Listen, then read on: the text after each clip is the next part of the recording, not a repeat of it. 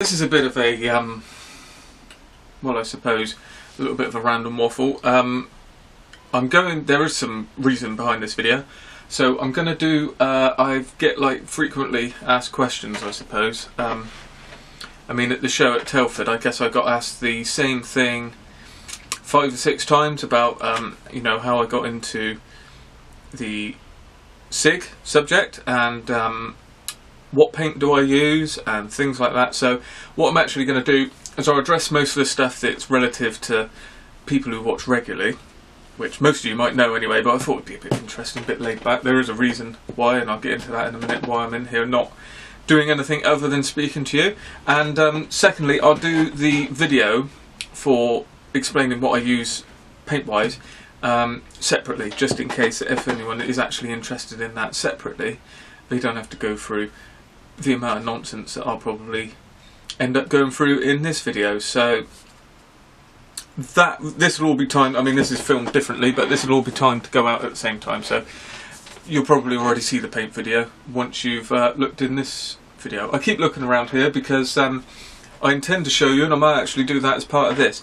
You know, what I'm looking at is pretty much the bits that you'd like, I think. This is, I'm looking at my room, man cave, craft room, shared. Obviously, I didn't pick the spotty stuff, as you might imagine, and these aren't the sort of bags I go to the shops with, so you might realise that I share this with my crafty girlfriend.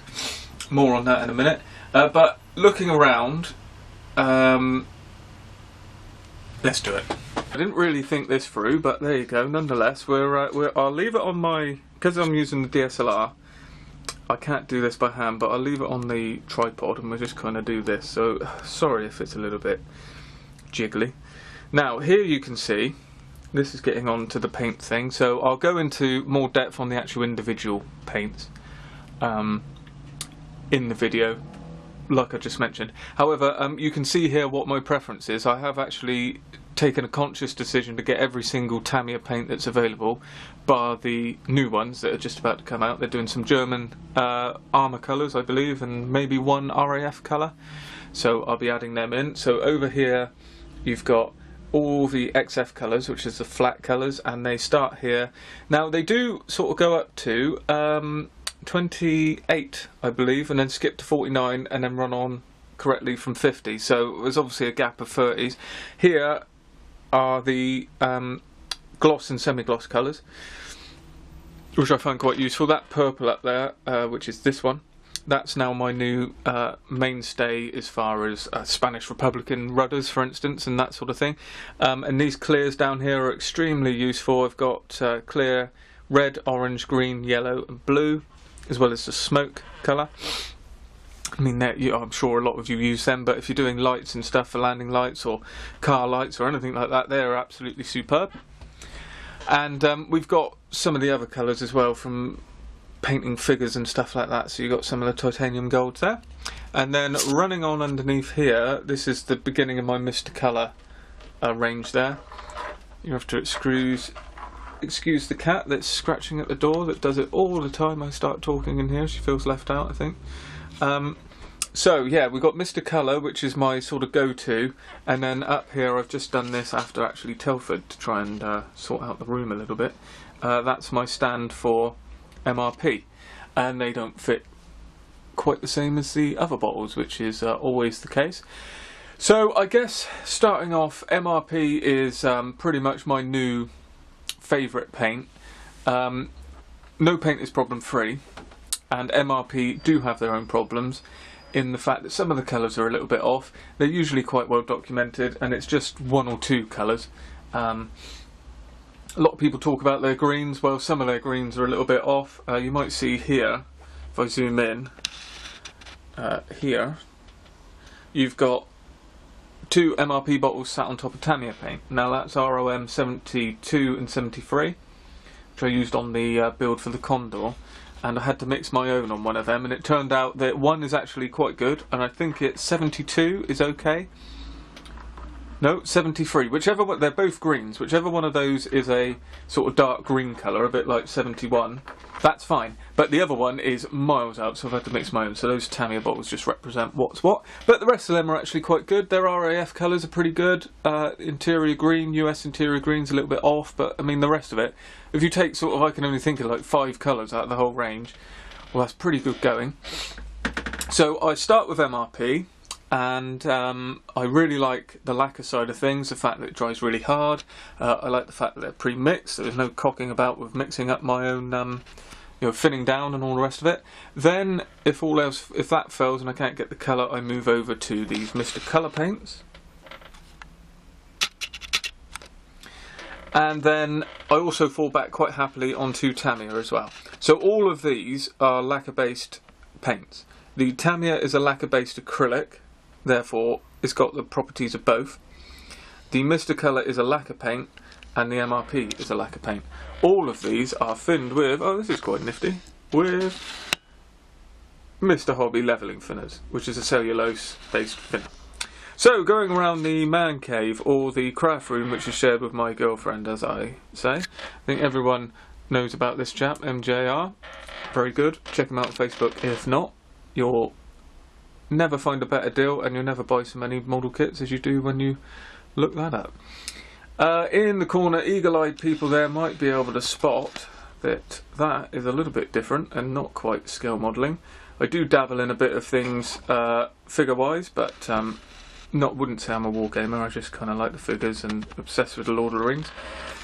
Down there, we've got quite a lot of junk, as you can see, stacked up magazines, and the next build of the RAF Hawk. There's my trusty paint booth. Because we're a bit narrow in here, I have to push that out the way. Usually that comes into the side of the laptop here and then shoots out the window. A bit of a stash up there. Oh, we'll get rid of the laptop, that's in the way. Trusty laptop is pretty much my TV in here. So looking at the stash, pretty straightforward stuff. Couple things in there. I suppose 4 or 5 of them are pretty much, you know, just boxes that should be thrown out. The Lancaster B is an abandoned project which I haven't actually chucked away yet, but you know, I'm not sure I'm ever going to come to it. The Famo's built, that's just a box of spares. Then you've got the Storch there, which is 1/32, which is a plan for a Condor Legion bird at some point. Then we've got some tanks down in there and all the rest of it, which I must remember to talk about. It obviously looks like I'm an aircraft modeller, but I actually started out as an armor builder.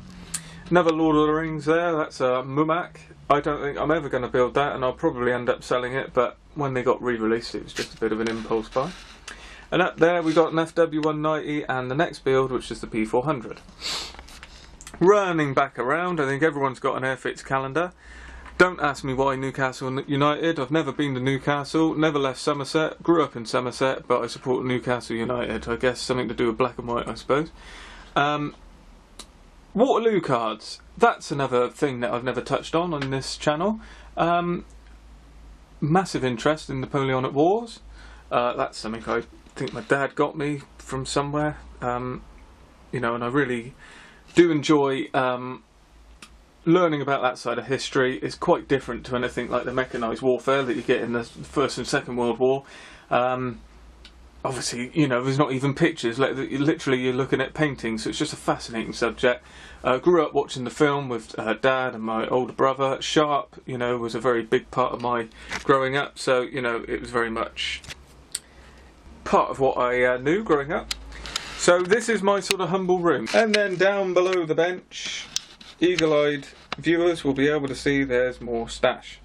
Now I don't really want a huge collection of models, but I have got a fairly sizable collection, but it's mainly based on, I suppose it's mainly based on kits that either are hard to get or are unusual or are topical, or people have bought them for me, things like that. I'm not trying to justify it. I do buy a lot of models, and it's the one thing, you know, it's one of my happy little things I like to do. And I think it's rather harmless, but I'm quite conscious. I don't want it all stacked up there, because it's just like stacking up bits of money that slowly deteriorate. And I do sell off certain bits of it here and there, and one of the reasons why I went sort of into the SIG idea, to kind of, you know, focus myself in on certain aspects of the hobby and try not to just collect everything. So I'll spin the camera back around and we'll talk about a few other bits. So yeah, that was a little tour around the room that I've meant to, you know, do for a while. Not really that exposing, I don't think. Hopefully it was of interest. So a couple of things I wanted to talk about was where and how did I get into the hobby, I suppose. It's one of the questions that's popped up quite a lot through talking to people. I think it's quite interesting. We can get a little bit, I suppose you can learn a little bit more about me. I did modelling like most people right away through childhood. I remember building a Airfix Spitfire, I think, clipped wing Spitfire, the best Spitfire I've ever seen, desert colours, hence why I want to do a Spitfire Trop. That's the best model kit I've ever seen of a Spitfire. Of course, that was when I was, I don't know, 5, 6, something like that, building it. You know, Dad built it and I wasn't allowed to touch it, one of those sort of builds.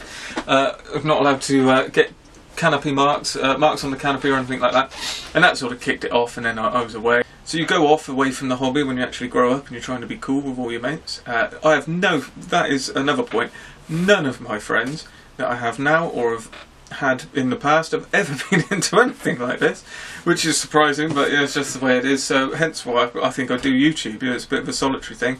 I'm in my local IPMS group, which is very good, and I'm very happy that we do have a local club, which is very useful, and it's a very important part of the hobby for me, you know, going and socialising and learning. I learn quite a lot from people there. So yeah, getting back into it, met my girlfriend, she was into crafting, going to Hobbycraft to pick up endless amounts of crafting supplies, as you can quite imagine, and then you can only walk past the kits so long before you start looking at them, and I think she encouraged me wholeheartedly to get back into it. Thing goes from one to another with modelling, so I got back in from where I stopped, which was German military vehicles. I was sort of obsessed with that, and then came back in to that, trying to do things that I hadn't managed to do before. So like with the Famo, I think I've had 3 Famos. I've made 1 complete in the past and messed up 2, so that was something I wanted to do. Sort of as I came back, I sort of learnt the airbrush, learnt doing German camo, got to the first point where I actually managed to get German camo down correctly, getting back into the etched metal and all the rest of it.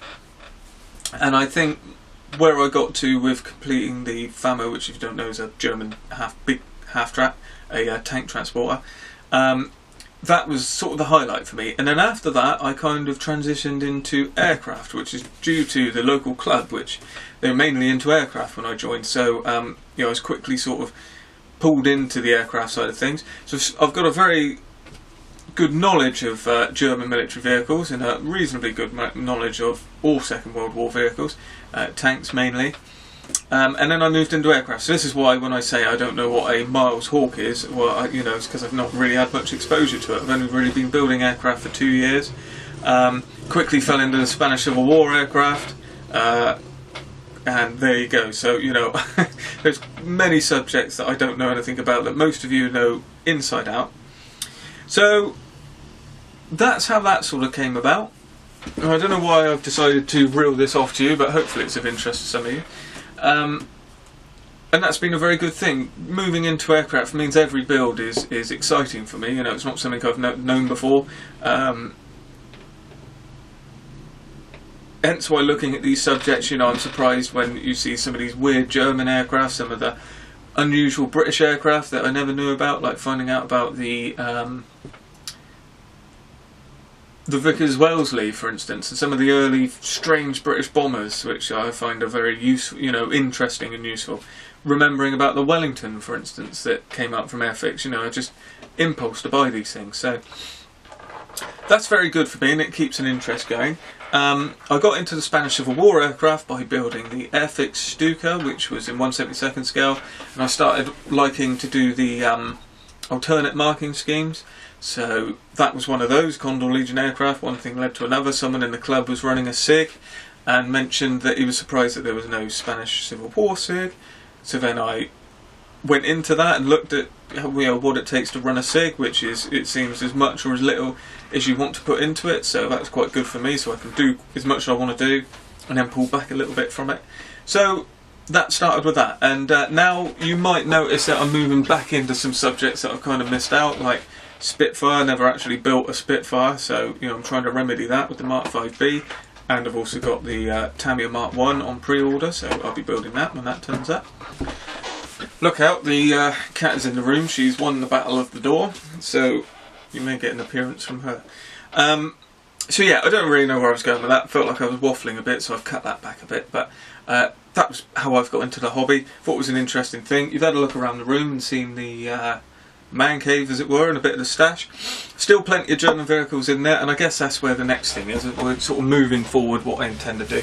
I've got a bit of a name for being a bit of a speed builder, and I can crack a kit out quite quickly, it must be said, but I'm trying to go again away from that a little bit. You might have noticed recently that some of the build time's gone up, but also the quality's crept up a bit, hopefully. And when it comes to the Stuka, the big Stuka that I've done, I think that's a sort of turning point like the Famo was. So where I built that, I managed to get all the etch metal correct. I managed to fix all the problems. Oh, at it already. Managed to fix all the problems that I knew about, as it was a subject I tried to do on many occasions. Stuka's the same thing. Fixed as much as I knew about it, and sort of at the end I was very happy. So I'm quite critical of my builds, and I like to be. That's just how I like to do things. I like to try and get everything right. At the same time, I've been banging out quite a lot of sort of 1/72 scale kits, trying to go away from that, not the scale, but being neglectful of the kit due to its scale, I suppose. Now, there's no reason why a 1/72 kit should not have the same amount of attention as a 1/32 scale kit does, in my opinion. And I'm a bit lazy in the fact that, because it's 1/72, I'll build it out of the box and that's fine. It is easier to detail things on a larger scale, it must be said, but that's no reason. So, that's one thing I'm going to do. I'm going to try and kind of get some continuity. Now, it doesn't mean everything's going to be super detailed. However, the build quality should be present.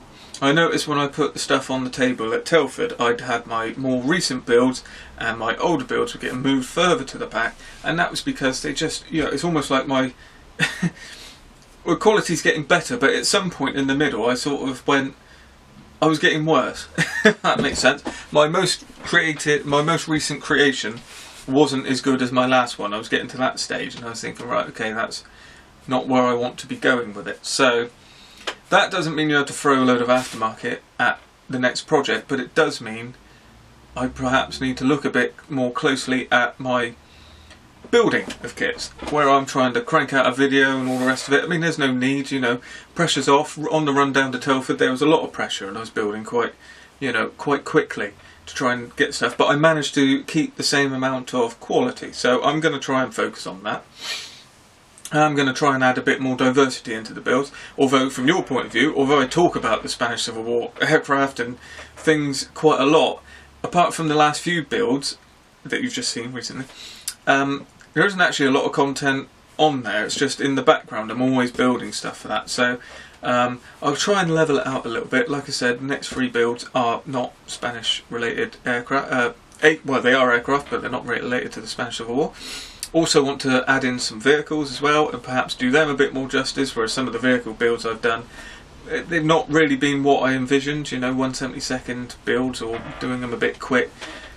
It just feels when I rush it, it's not, the end result isn't what I wanted. It doesn't seem like the point to doing it is there, you see. So that's one thing I'm going on. So I'm happy that I seem to have got to the level of the Stuka, and I was looking at the Stuka and I was thinking, that's exactly where I want to be, and that's good. So I want to stay at that level. So I don't want to use shortcuts, just hitting things with a flory wash so it does the panel lines. Use oils, take the time, try not keep thinking, if I do this it'll be ready and finished tomorrow.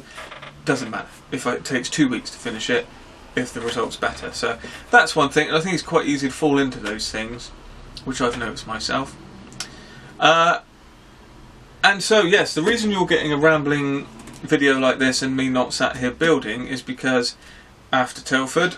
On the build up to Telford, there's a lot of pressure on me, self-imposed. I'm not complaining. It's not something, you know, I know it's a hobby. I take from it what I want, but I like the pressure to get projects finished, and I tend to get locked on a little bit, and I can then think, right, you know, I've got an hour. It's 5 o'clock. Come in here, start doing stuff. That's not the case anymore, and that won't be the case. And I'm trying to sort of, you know, I'm going to sit down and watch some TV and not care about it.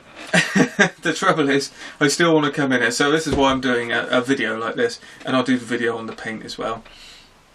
And this long rambling video will give me plenty to edit, so that'll keep me busy. I will be adding a video in like this probably once a month. It might coincide nicely with the monthly update. I will be getting a build on the go soon. I'm going to do that RAF Hawk, which will be a bit different, probably against what I've just said, ironically, because it's going to be a kit given away to someone. It's going to be an in-flight kit to be hung from a bedroom ceiling. Therefore, I need to approach it slightly differently. It's not about very detailed cockpit, it's about the finished look looking good from a sort of standoff point of view. And we'll be painting that one with enamel, so a tin of Humbrol. So that would be something interesting to look at, and I'll be getting on with that very shortly.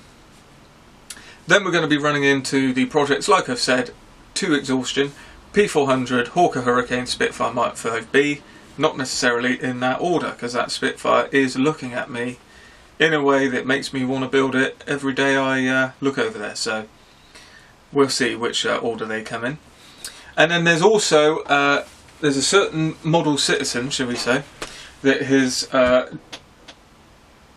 drip-fed an idea into me, just by his excitement at a certain new cat that's been released on the modelling scene, shall we say, which is due in the month that just happens to be my birthday next year.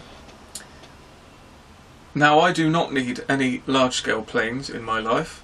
However, that one, the more I think of it, is just a cracking release from, well, we'll say Airfix. We're not going to name the kit because then that'll mean that I'm committing to buy it, which I feel like I already have, but I'm going to spend the next 6 months trying to convince myself not to. But if that is the case, I do end up buying it, I'm going to crack on with that build quite quickly. This is the problem with letting a cat in the room. I'm now sat here holding the door open. She doesn't want to go out, she just wants the door open. And now she's going to climb up it. Get out of here. Stop this. Go. Oh, you've done it. Are you seeing this? Right. I'm going to make you famous. This is my crazy cat, who's now a little bit angry. Aren't you? Yeah.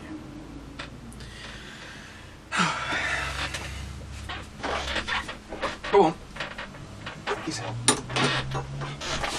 So, right, yes. We were talking about a cat, ironically, which is going to be released from Airfix next year, in the month where I have my birthday, which is May. So if that box turns up, I will now say to you, if I end up having that box next May, then I'm going to crack the thing open, the bench is going to be paused, and I'm going to build it straight off. Hopefully that's not the case, but it might well be. So I'm just giving you fair warning there. With all that, a bit of a different video from me, not the norm. Like I said, probably get once a month, may have a topic of discussion, maybe things to talk about and all the rest of it. So I'll leave you with that now. The painting discussion, I suppose we'll say, me explaining what I use, is up, so have a look at that if you're interested, and I'll see you in the next video.